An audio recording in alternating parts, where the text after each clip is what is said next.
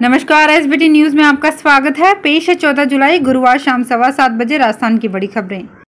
राजस्थान में बारिश का दौर लगातार जारी है। बीते 24 घंटों में बांसवाड़ा, झालावाड़, भीलवाड़ा, अलवर में तेज बरसात हुई। प्रदेश के कई जिलों में लगातार बरस रहे बादलों के कारण सीजन की सबसे अधिक बारिश रिकॉर्ड हुई है। बांसवाड़ा, झालावाड़ में तो 5 इंच तक पानी बरसा। श्रीगंगानगर में भी अच्छी बारिश हुई। इससे कई दिनों से गर्मी उमस से लोगों को राहत मिली। हालांकि मौसम विभाग का कहना है कि 16 जुलाई से राज्य में बारिश का ये दौर थोड़ा हल्का पड़ेगा। करीब 3-4 दिन राज्य के अधिकांश हिस्सों में मौसम शुष्क रह सकता है। मौसम विभाग ने सिरोही और उदयपुर जिलों में ऑरेंज अलर्ट जारी किया था। इसी क्रम में गुरुवार दोपहर जयपुर शहर, सिरोही और उदयपुर में बादल जमकर बरसे। जल संसाधन विभाग और मौसम केंद्र जयपुर से मिली रिपोर्ट के मुताबिक अलवर, बांसवाड़ा, भीलवाड़ा, चित्तौड़गढ़, झालावाड़ और उदयपुर एरिया में 2 से लेकर 5 इंच तक बरसात हुई है। बांसवाड़ा के भूगड़ा में 137, बागीडोरा में 98, शेरगढ़ में 93 और सज्जनगढ़ में 80 इंच बारिश हुई है। एनडीए की भारत के राष्ट्रपति पद की उम्मीदवार द्रौपदी मुर्मू के जयपुर में स्वागत और वोट अपील कार्यक्रम में बीजेपी सांसद डॉक्टर किरोड़ी लाल मीणा और उपनेता प्रतिपक्ष राजेंद्र राठौड़ के झगड़े पर बीजेपी हाईकमान ने रिपोर्ट मांग ली है। सूत्रों के मुताबिक पार्टी हाईकमान इस पूरे घटनाक्रम से बेहद खफा है। आदिवासी राष्ट्रपति उम्मीदवार के कार्यक्रम से आदिवासी नेताओं को दूर रखने और सार्वजनिक रूप से आमने सामने होकर हॉट टॉक से पार्टी की छवि को नुकसान पहुंचा है। आदिवासी समाज में भी गलत मैसेज गया है। बीच बचाव करने वाले केंद्रीय मंत्री गजेंद्र सिंह शेखावत से भी पूरी जानकारी ली गई है।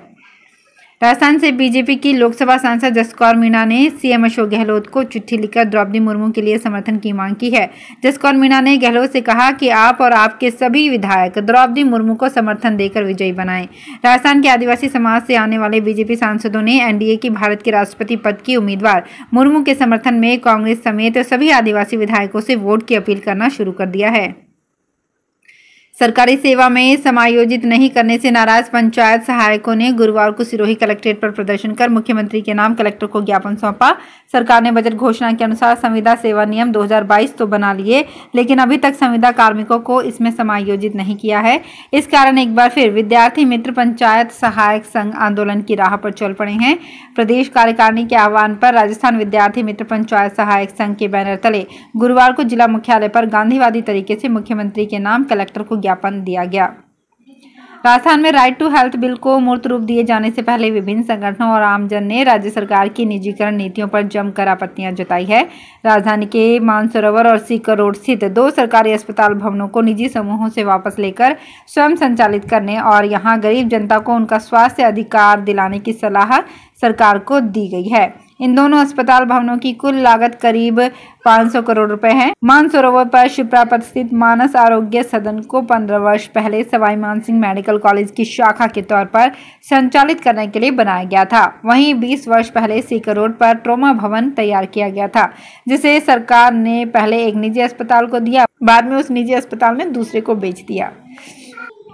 जोधपुर जिले में किसानों से मांग पत्र दबाकर बैठा डिस्कॉम 2 वर्ष से किसानों को कनेक्शन नहीं दे पा रहा है। फसल बुआई के इंतजार में 3 सीजन निकल गई, फिर भी किसान इंतजार ही कर रहे हैं। भारतीय किसान संघ ने किसानों की पीड़ा को लेकर आंदोलन की तैयारी को तो डिस्कॉम ने कनेक्शन देने का लिखित में वादा करते हुए कनेक्शन करने का शेड्यूल जारी किया है। जिले में 612 कनेक्शन बकाए हैं। डिस्कॉम की ओर से 26 जून तक लंबित जले हुए ट्रांसफार्मर बदलने और 33/11 विद्युत जीएसएस पर 5 अतिरिक्त पावर ट्रांसफार्मर स्थापित करने के अतिरिक्त सभी वादों पर कोई प्रगति नहीं हुई है।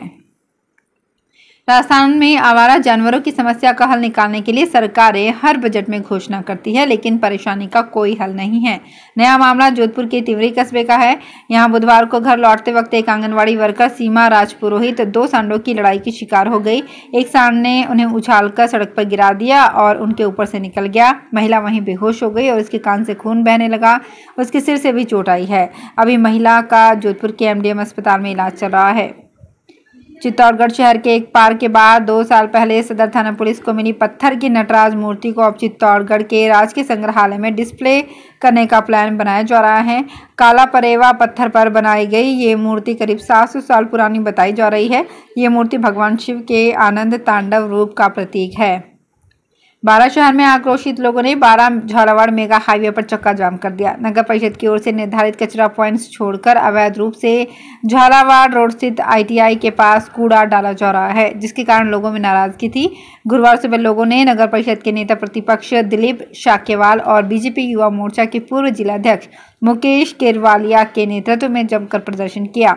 आक्रोशित लोग झालावाड़ मेगा हाईवे पर धरने पर बैठ गए, जिसके कारण करीब 1 घंटे तक हाईवे जाम रहा। कोटा जिले के पंचायत सहायकों ने आज नियमित करने की मांग को लेकर जिला कलेक्ट्रेट पर प्रदर्शन किया।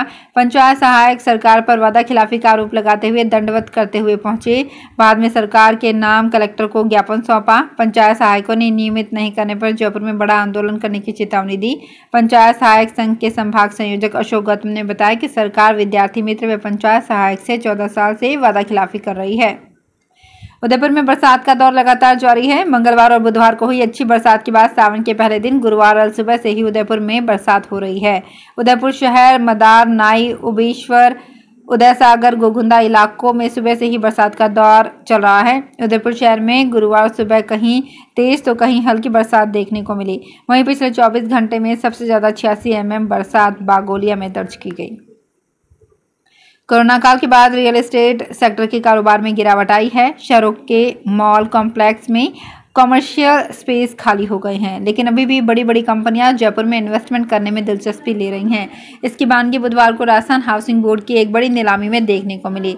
इस नीलामी को राजस्थान के इतिहास में अब की सबसे बड़ी नीलामी भी माना जा रहा है, क्योंकि किसी भी सरकारी एजेंसी ने अब तक इतने बड़े राशि का एक सिंगल भूखंड कभी नीलाम नहीं किया है। बोर्ड ने बुधवार को जयपुर के मानसरोवर स्थित VT रोड पर पड़ी खाली जमीन पर बन रहे सिटी पार्क से लगती करीब 45,632 वर्ग मीटर को नीलाम किया है। इस विशालकाय भूखंड को पैसिफिक मॉल के नाम की कंपनी ने 1,07,000 रुपये प्रति वर्ग मीटर की उच्चतम बोली लगाकर खरीदा है। इस भूखंड के बिकने से बोर्ड को करीब 4 अरब 88 करोड़ 26,24,000 रुपये का रेवेन्यू मिलेगा। जानकारों की माने तो राजस्थान में अब तक इतनी बड़ी राशि का एक सिंगल भूखंड कभी भी और कहीं भी नहीं बिका है। तो फिलहाल इस बुलेटिन में इतना ही, फिर हाजिर होंगे कुछ और बड़ी खबरों के साथ। अगर आप भी अपने आसपास की छोटी बड़ी और महत्वपूर्ण खबरों से अपडेट रहना चाहते हैं तो सब्सक्राइब कीजिए हमारे चैनल SPT न्यूज को और प्रेस कीजिए बेल आइकन पर।